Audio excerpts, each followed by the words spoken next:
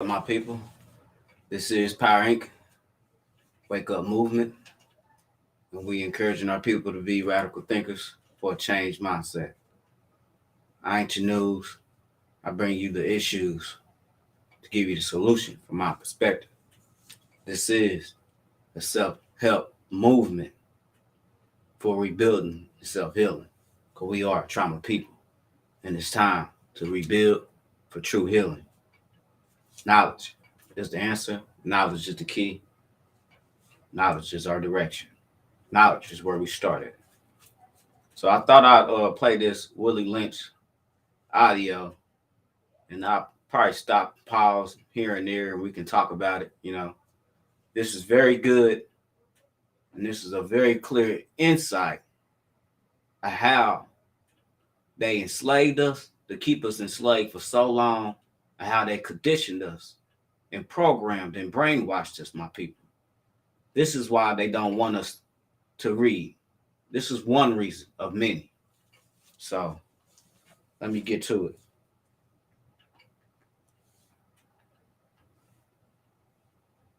Give me a second. This is Audible. You are about to hear the Willie Lynch letter and the making of a slave, read by Ronald Eastwood. Contents. Chapter 1, Greetings. Chapter 2, Let's Make a Slave. Chapter 3, Cardinal Principles for Making a Negro. Chapter 4, The Breaking Process of the African Woman. Chapter 5, The Negro Marriage Unit. Chapter 6, Controlled Language. This speech was delivered by Willie Lynch on the bank of the James River in the colony of Virginia in 1712. Lynch was a British slave owner in the West Indies. He was invited to the colony of Virginia in 1712 to teach his methods to slave owners there. The term lynching is derived from his name. Greetings. Gentlemen, I greet you here on the bank of the James River in the year of our Lord 1712. First, I should thank you, the gentlemen of the colony of Virginia, for bringing me here. I am here to help you solve some of your problems with slaves. Your invitation reached me on my modest plantation in the West Indies, where I have experimented with some of the newest and still have the oldest methods for control of slaves. Ancient Rome would envy us if my program is implemented. As our boat sailed south on the James River, named for our illustrious king, whose version of the Bible we cherish, I saw enough to know that your problem is not unique. While Rome used cords of wood as crosses for standing human beings along its highways in great numbers, you are here using the tree and the rope on occasions. I caught the whiff of a dead slave hanging from a tree a couple of miles back. You are not only losing valuable stock by hangings, you are having uprisings. Slaves are running away. Your crops are sometimes left in the fields too long for maximum profit. You suffer occasional fires. Your animals are killed. Gentlemen, you know what your problems are. I do not need to elaborate. I am not here to enumerate your problem. I am here to introduce you to a method of solving them. In my bag here, I have a foolproof method for controlling your black slaves. I guarantee every one of you that if you installed it correctly, it will control the slaves for at least 300 years. My method is simple. Any member of your family or your overseer can use it.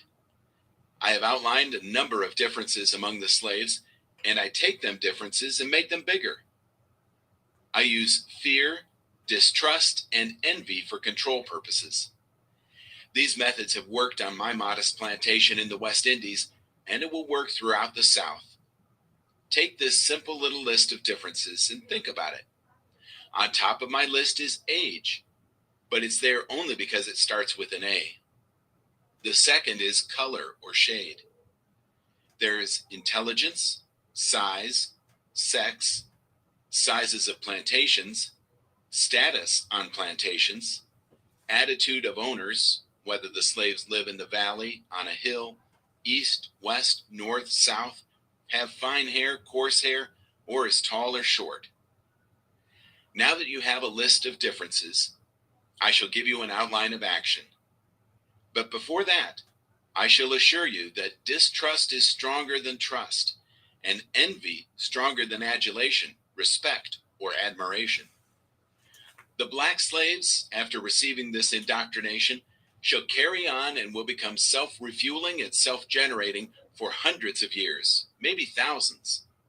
Don't forget, you must pitch the old black male versus the young black male, and the young black male against the old black male.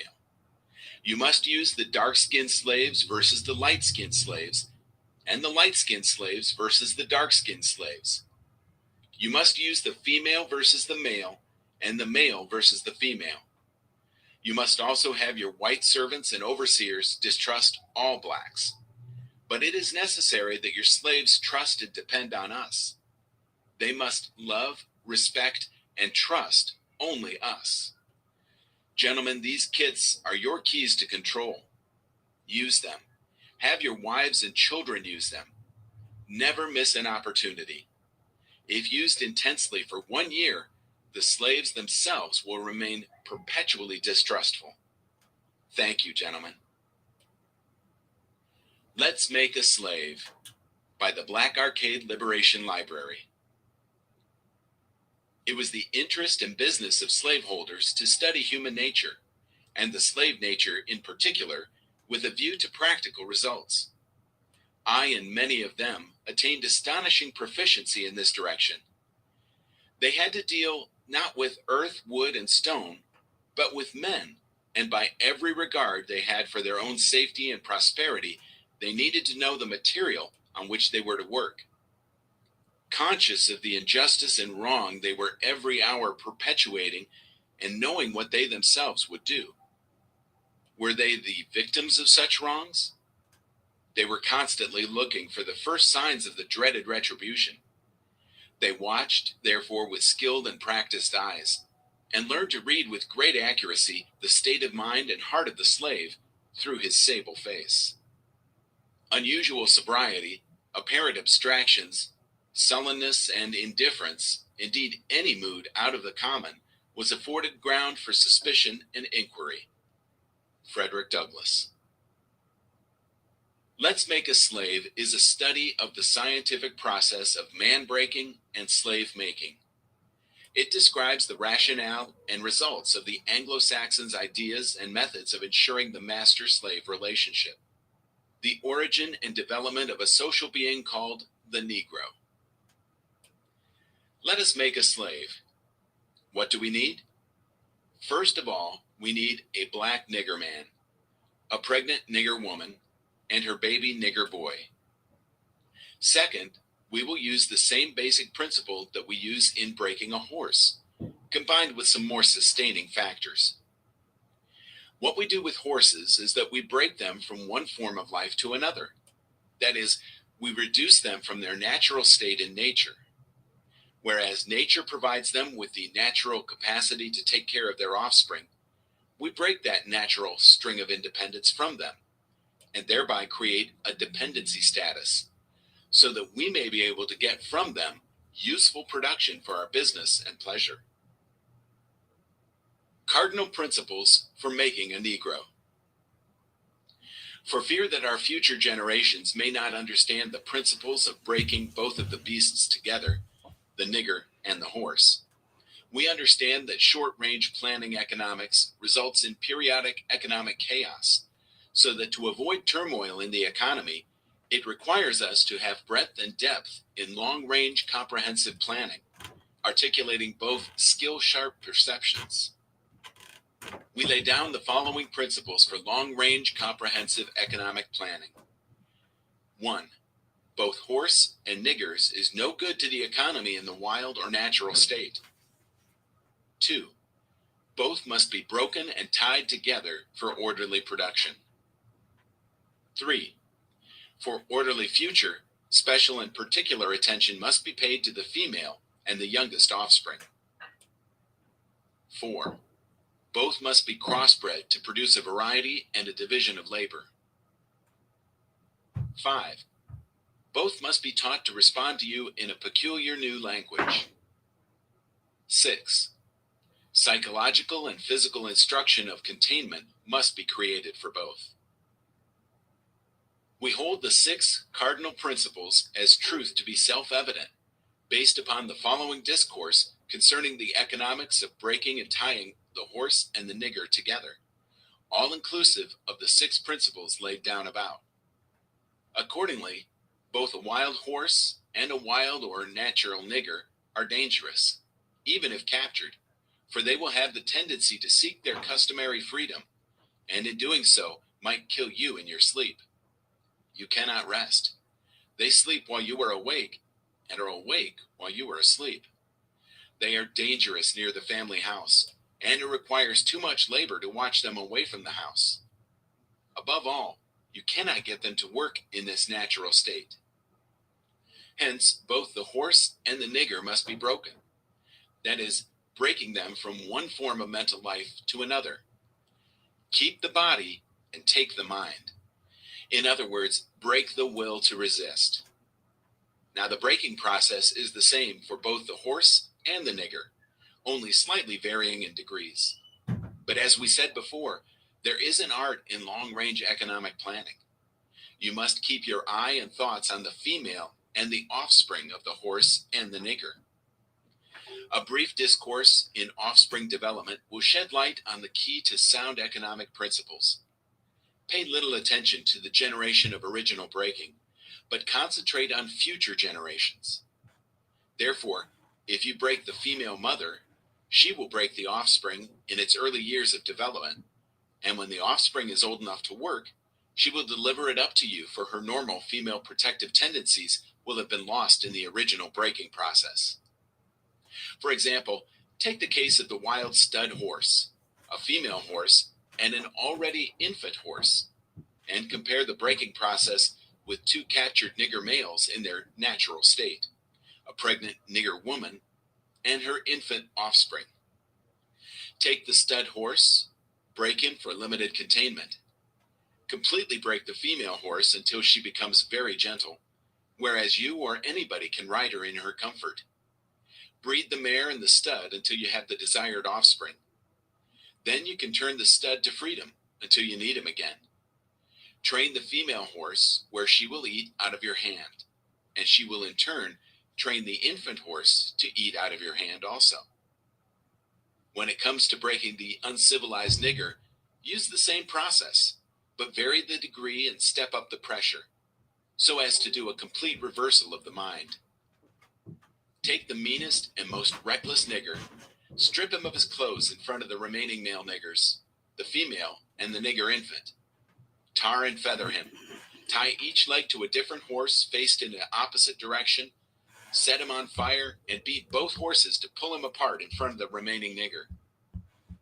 The next step is to take a bullwhip and beat the remaining nigger male to the point of death in front of the female and the infant.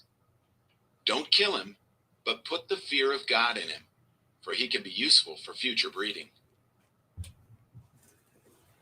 Now listen, people. Hey, this is how they mentally enslaved us, brainwashed us, conditioned us, where we still is scared and afraid to stand up to this very day. Fear. They beat it into us. Fear. We scared to stand up. That's how they enslaved us. I was one overseer to every plantation. It wasn't 20 guards with guns. It wasn't barbed wire and fences and walls. They brainwashed us. They conditioned us. They put fear in us. And we still have fear to this day. Wake up, my people. Wake up. You have been brainwashed. You have been brainwashed. Wake up. The breaking process of the African woman. Take the female and run a series of tests on her to see if she will submit to your desires willingly. Test her in every way, because she is the most important factor for good economics. If she shows any signs of resistance in submitting completely to your will, do not hesitate to use the bullwhip on her to extract the last bit of bitch out of her. Take care not to kill her, for in doing so you spoil good economics. When in complete submission, she will train her offsprings in the early years to submit to labor when they become of age. Understanding is the best thing. Therefore, we shall go deeper into this area of the subject matter concerning what we have produced here in this breaking process of the female nigger. We have reversed the relationship in her natural uncivilized state. She would have a strong dependency on the uncivilized nigger male, and she would have a limited protective tendency toward her independent male offspring, and would raise male offsprings to be dependent like her. Nature had provided for this type of balance. We reversed nature by burning and pulling a civilized nigger apart and bullwhipping the other to the point of death, all in her presence. By her being left alone, unprotected, with the male image destroyed, the ordeal caused her to move from her psychological dependent state to a frozen, independent state. In this frozen psychological state of independence, she will raise her male and female offspring in reversed roles. For fear of the young male's life, she will psychologically train him to be mentally weak and dependent, but physically strong. Because she has become psychologically independent, she will train her female offspring to be psychologically independent. What have you got? You've got the nigger woman out front and the nigger man behind it scared. This is a perfect situation of sound sleep and economics. Before the breaking process, we had to be alertly on guard at all times. Now we can sleep soundly, for out of frozen fear, his woman stands guard for us. He cannot get past her early slave molding process. He is a good tool, now ready to be tied to the horse at a tender age. By the time a nigger boy reaches the age of 16, he is soundly broken in and ready for a long life of sound and efficient work and the reproduction of a unit of good labor force. Continually, through the breaking of uncivilized savage niggers, by throwing the nigger female savage into a frozen psychological state of independence, by killing of the protective male image, and by creating a submissive dependent mind of the nigger male slave, we have created an orbiting cycle that turns on its own axis forever, unless a phenomenon occurs and reshifts the position of the male and female slaves. We showed what we mean by example. Take the case of the two economic slave units and examine them closely. The Negro Marriage Unit. We breed two nigger males with two nigger females. Then we take the nigger male away from them and keep them moving and working. Say one nigger female bears a nigger female, and the other bears a nigger male. Both nigger females, being without influence of the nigger male image, frozen with an independent psychology, will raise their offspring into reverse positions. The one with the female offspring will teach her to be like herself, independent and negotiable. We negotiate with her, through her, by her, and negotiate her at will. The one with the nigger male offspring, she being frozen subconscious fear for her life, will raise him to be mentally dependent and weak, but physically strong. In other words, body over mind. Now, in a few years, when these two offspring become fertile for early reproduction, we will mate and breed them and continue the cycle. That is good, sound, and long-range comprehensive planning. Warning: possible interloping negatives. Earlier, we talked about the non-economic good of the horse and the nigger in the wild and natural state. We talked out the principle of breaking and tying them together for orderly production. Furthermore, we talked about paying particular attention to the female savage and her offspring for orderly future planning. Then, more recently, we stated that by reversing the positions of the male and female savages, we created an orbiting cycle that turns on its own axis forever unless a phenomenon occurred and reshifted the positions of the male and female savages. Our experts warned us about the possibility of this phenomenon occurring, for they say the mind has a strong drive to correct and recorrect itself over a period of time. If I can touch some substantial original historical base, they advised us that the best way to deal with the phenomenon is to shave off the brute's mental history and create a multiplicity of phenomena of illusions, so that each illusion will twirl in its own orbit, something similar to floating balls in a vacuum. This creation of multiplicity of phenomena of illusions entails the principle of crossbreeding the nigger and the horse, as we stated above, the purpose of which is to create a diversified division of labor, thereby creating different levels of labor and different values of illusion at each connecting level of labor, the results of which is the severance of the points of original beginnings for each sphere of illusion. Since we feel that the subject matter may get more complicated as we proceed in laying down our economic plan concerning the purpose, reason, and effect of crossbreeding horses and niggers, we shall lay down the following definition terms for future generations. Orbiting cycle means a thing turning in a given path. Axis means upon which or around which a body turns. Phenomenon means something beyond ordinary conception and inspires awe and wonder. Multiplicity means a great number. Sheer means a globe. Crossbreeding a horse means taking a horse and breeding it with an ass, and you get a dumb, backward ass, long-headed mule that is neither reproductive nor productive by itself.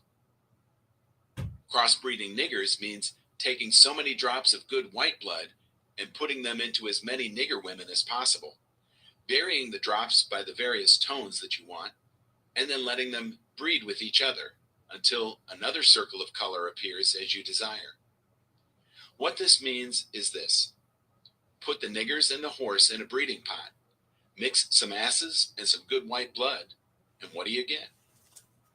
You get a multiplicity of colors of ass-backward, unusual niggers, running, tied to a backward-ass long-headed mule, the one productive of itself, the other sterile.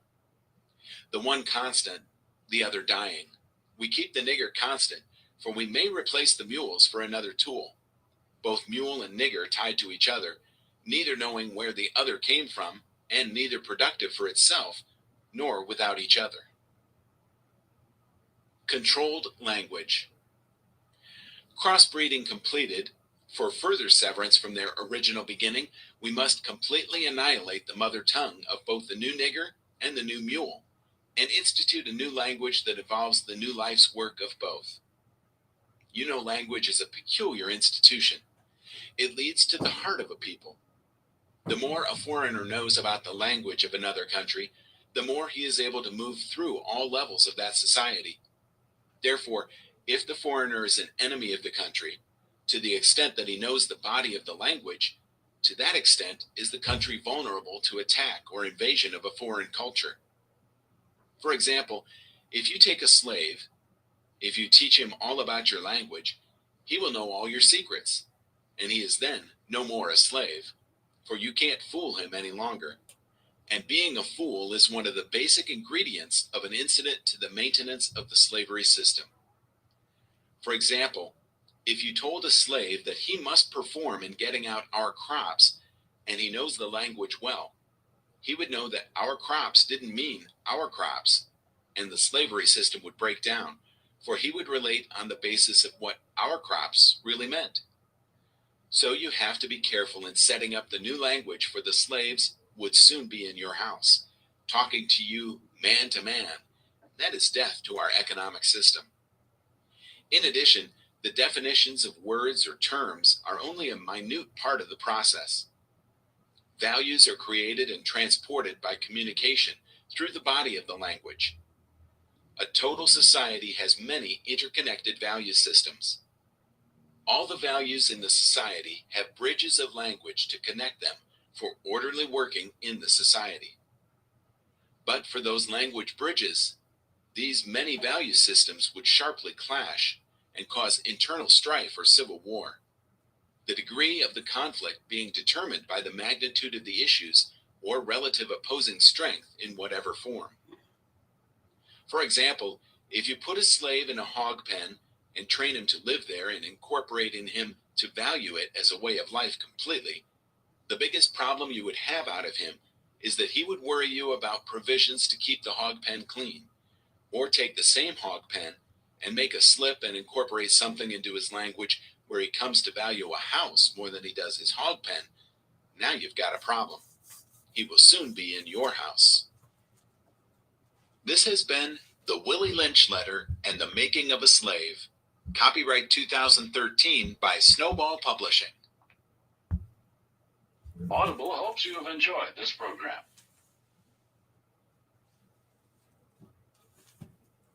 Wee!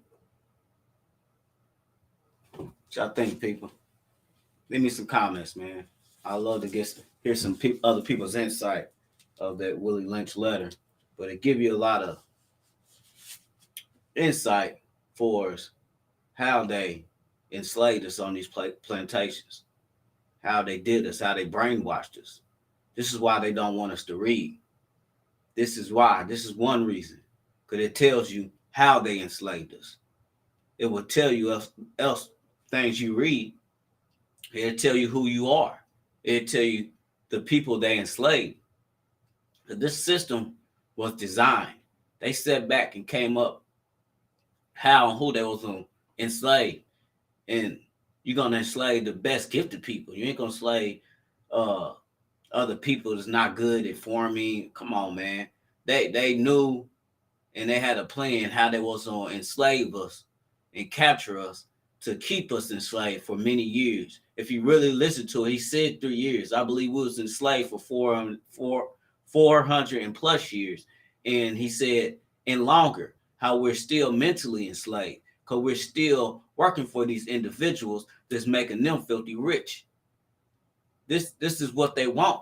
And for us, the hood, how the redlining, how the condition, how a lot of our people is content and comfortable living in the hood and how it is. They real comfortable for their living condition. That's what they want. People are real comfortable for relying on the system for as a government assistance. Food stamps, Section 8. That's what they want you to do. They want you to be real calm, cool, and collected, rely on them. So you really don't work hard to really become great to who you are, because they know who we are. They don't want us to be that. This is why it's an uneven playing field. This is why, people, because we're gifted people. They want us to rely on them, working for them, because we make them money. Understand what has been done to us. It was planned. It was designed to program us, to condition us, to rewire us to who we are to this very day. So we still have not united as people, and they got no power because we have been conditioned and programmed to go along with this system. We've been conditioned and programmed to think voting is going to make a difference, and that's part of the same system that's designed to enslave our people. The so-called forefathers, those devils, those gangsters, they enslaved our people, and we're still enslaved because we're working for them. And some people trying to say, I'm not like our ancestors. I'm not like those people. What's any different besides we get a check these days? Now we just making them more richer. You got to really know your history to know how it's been designed to keep you in your place, to put fear in you, to keep you in your place, where you not rise up and fight back, keep you in your place, to keep you calm and content, to be a coward, to be a chump, to sit like an old mutt. They install fear in you. They programmed you to be so ignorant, to be so content, where you stay in your hood or you stay in your place. This is our problem, people.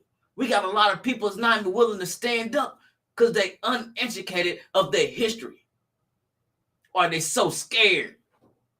But if you really understand, you don't have to be doing what I'm doing to be in fear or just standing up. You could be a good old Negro and get pulled over and get choked out to death. be selling loose cigarettes to put food on your table and get choked out to death, playing that apart like that young boy, Tamir Rice, and get shot to death. Mike Brown, get shot to death. Was they standing up? That's why I'm encouraging you to stand up, because there's no other choice. Because you got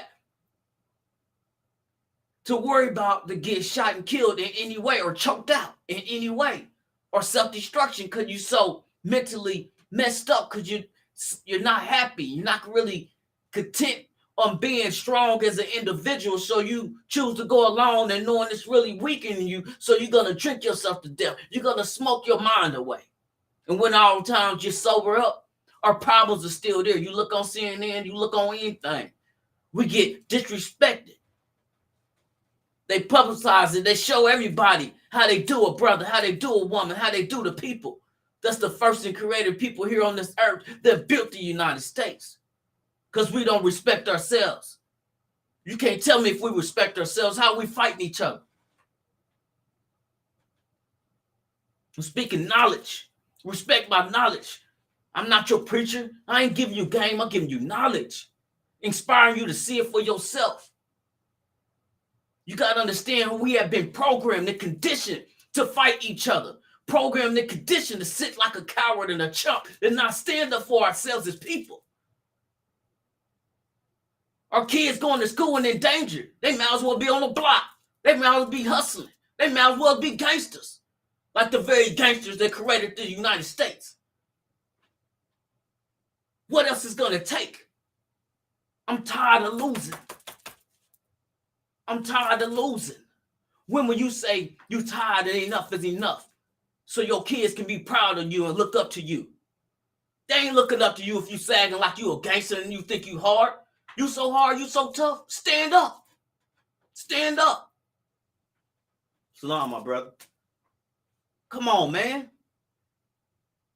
We got to do better. We got to educate ourselves, man. Re-educate ourselves. Reprogram ourselves. And uplift ourselves so we can uplift our community. Uplift each other. Stop depending and expecting the Democrats and Republicans going to do what they never will do. They are the reason why we are where we at. Redlining us.